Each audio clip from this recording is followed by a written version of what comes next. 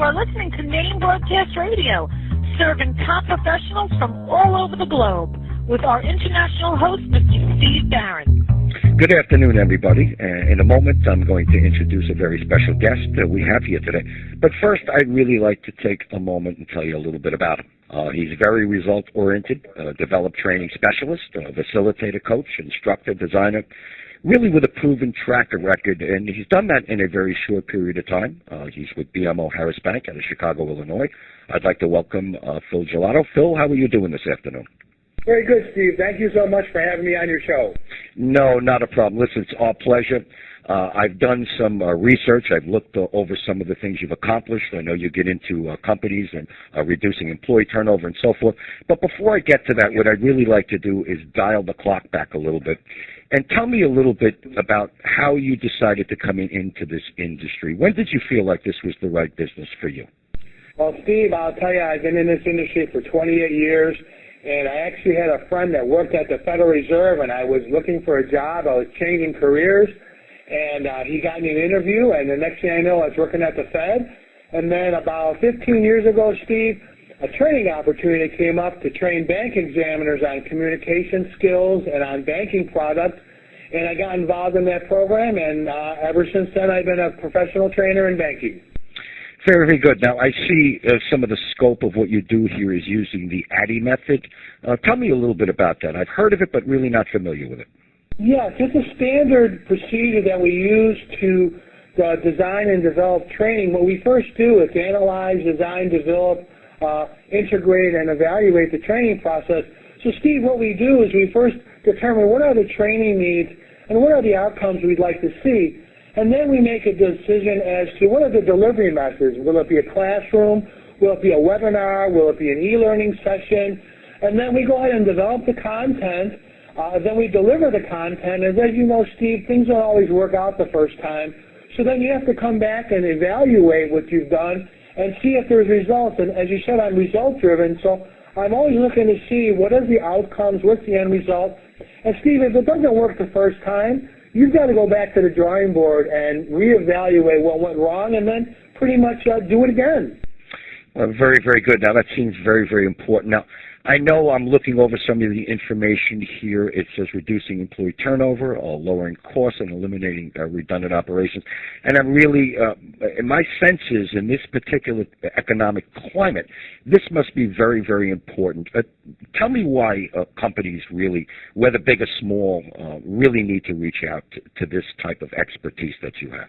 Well, absolutely, Steve. As you know, everybody's pretty much doing less with more.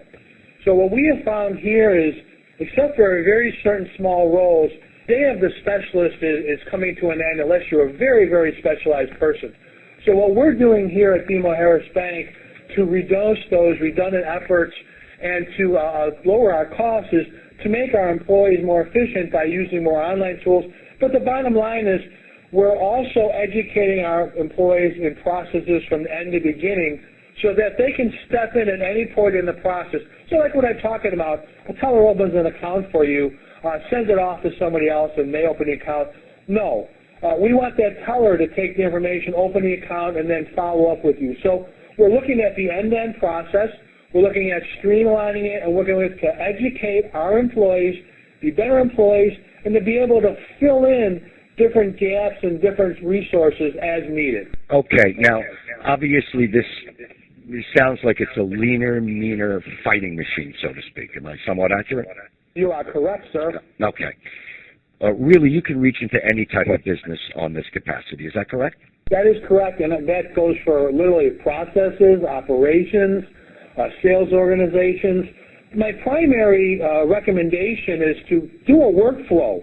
Look at the process from end to end, see where there's redundant efforts, and then try to utilize your employees and take into account their creative thoughts and their inputs because they're on the front lines, and look at ways to better make your processes better. And you've heard the term, Steve, instead of working harder, let's work smarter. Makes sense. Now, let's say I'm a business owner, or I'm a company, or I'm a bank, or whatever it may be. What are some of the signs, maybe, that I should see that maybe I don't? Why I would need to reach out to someone like yourself? Well, absolutely. Are several employees coming to you and asking you the same question? I don't understand this process, or, hey, I'm looking at this and it seems like this is what Joe is doing, or why am I doing this, things like that. So your employees are getting the front line. So that's one of the ways. And then, of course, when you're looking at costs, and if you're an HR professional or you're someone in that kind of a role, you should really have tight job descriptions, and you should be going through those and saying, well, in my job description, is Joe doing this job, and is Harry doing the same job, and is Sally doing it, and where can we combine efforts, and where can we streamline this process? So, again, I'm going to say your employees are probably your number one asset to get to those questions. Okay. Very, very good. Listen, that makes a lot of sense, and that actually makes it easier, when you put it that way. It really does make it easy for a company to really look within and say, listen, maybe it's time. Tell me, and I know this is what you're involved in, you're a training specialist, a payment and solution consultant. What do you see down the horizon? What's new on the horizon? Absolutely. Everybody is going to electronic payment methods. The burgeoning with iPhones, devices. We are, and BMO Harris as a platform, we have an online banking solution, and to go a step further, we're leveraging that for your mobile device. So, Steve, you will be able to make payments anywhere. You will be able to access your account. You will be able to submit a deposit on and on and on from your phone. I mean, we're getting to be like the science fiction. Remember, Dick Tracy had the phone with everything on his watch? Yes, unfortunately, I remember as well. Yes. Yes, sir. That is the future of banking, is electronic payment delivery. And the reason why, Steve, is not only because of technology, but any business owner will tell you when you ask them about streamlining is cash flow, cash flow, cash flow. How can I speed up the payments coming in, and how can I slow down and streamline the payments going out and work with what's in the middle? Very, very good. Tell me what measures or steps are involved with doing it in your capacity. There is safeguards, correct? Absolutely. As a matter of fact, and you're going to see this everywhere, Steve, we have moved to what's called a secure token.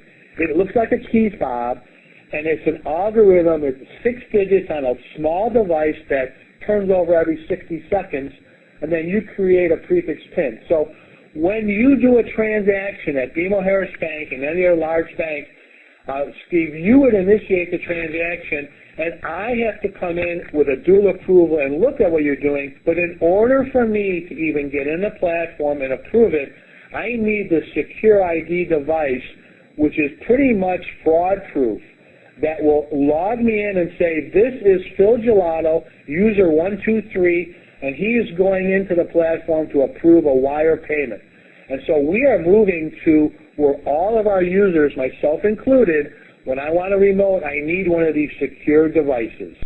Very, very good. Now, obviously, any businesses, we've heard a lot in a short period of time, but again, I think some of the most important components that you've touched upon today is really streamlining, reducing, bringing a company to a position where they are leaner, meaner, fighting machine, so to speak, but also the security measures that you have in place for them as well. I think that's very important. If they would like to reach out to Philip Gelato, again, he's out of Chicago, Illinois.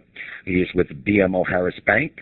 Simply go to their website, www.bmoharris.com, or you can reach Phil directly at philip.gelato, Gelato, @bmo.com. I want to say, Philip, you've answered a lot of questions for me today, even questions that I didn't have. You've answered them, and it was really been my pleasure speaking to you, and I wish you continued success. And we will be speaking to you again in the future soon, I am not. Okay? Thanks, Steve, and again, to all your constituents, feel free to get a hold of me, and the great organization, and I really appreciate your time, sir. Not a problem. Again, that was Phil Gelato. And Phil, thank you for your time, and I look forward to speaking to you again. Yes, sir. Goodbye. You got it.